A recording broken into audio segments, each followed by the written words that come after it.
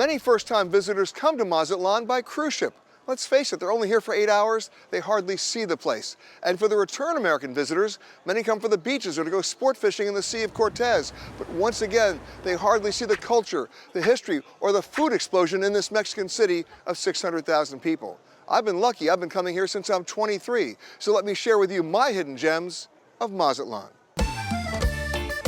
Located in the Mexican state of Sinaloa, Mazatlan sits on the country's west coast, directly east of Baja California, where the Sea of Cortez meets the Pacific Ocean.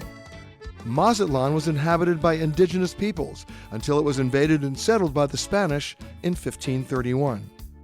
During the mid-1800s, an influx of German immigrants led to the development of Mazatlan seaport, and invasions by the French and the British in the late 19th century contributed to the city's distinctly European feel, particularly in the Centro Histórico. And that historic district, including the heart of the old city, the Plaza Machado, has been undergoing a renaissance, which began with the restoration of the iconic Angela Peralta Theater in 1992. The theater originally opened in 1874 and operated continuously until 1964, when it fell into disrepair. It was slated for demolition in the mid-1980s, but the city decided to save it from the wrecking ball. And today, it is one of Mazatlan's most important cultural treasures.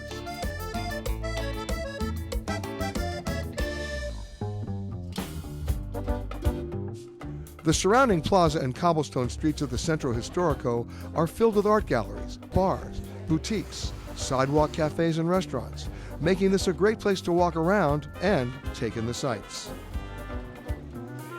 If you get tired of walking, you can always hop on a pulmonía, the iconic little taxis that you'll see all around the city that are unique to Mazatlan.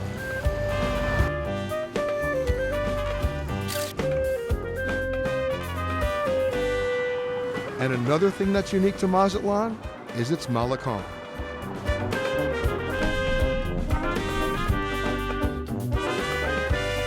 There are three pretty cool things about the malecón. Number one, it's the longest in North America. You can ride it for about 4 miles. Number two, everybody from Jack Kerouac to Yul Brynner to John Wayne, even Herman Melville, remember him, Moby Dick? They hung out here, and so much of that original architecture is still preserved. And then there's number three, hold onto your bike, because you're coming back later.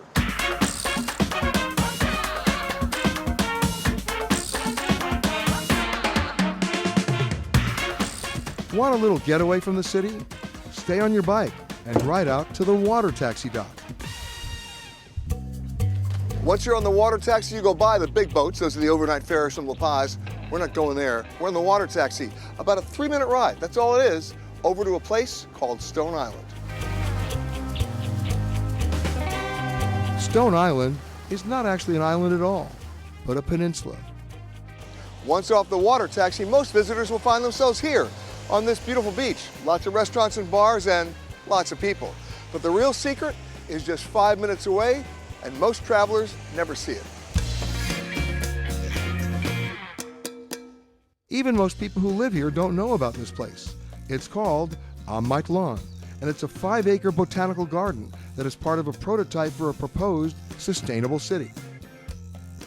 Here you'll find native flowers, plants, fruit trees, and birds in 5 botanical environments, including butterfly and cactus gardens.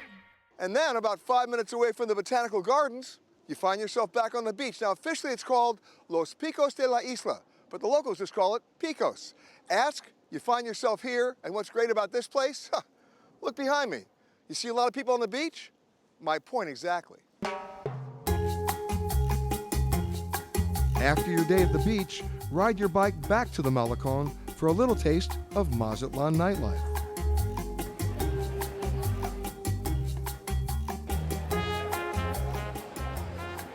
You won't find any tourists in this place. It's all locals. And the drinks, they're pretty good, but I gotta warn you, the margaritas here are very strong. So repeat these 2 words after me. Designated biker, as in, that would be you.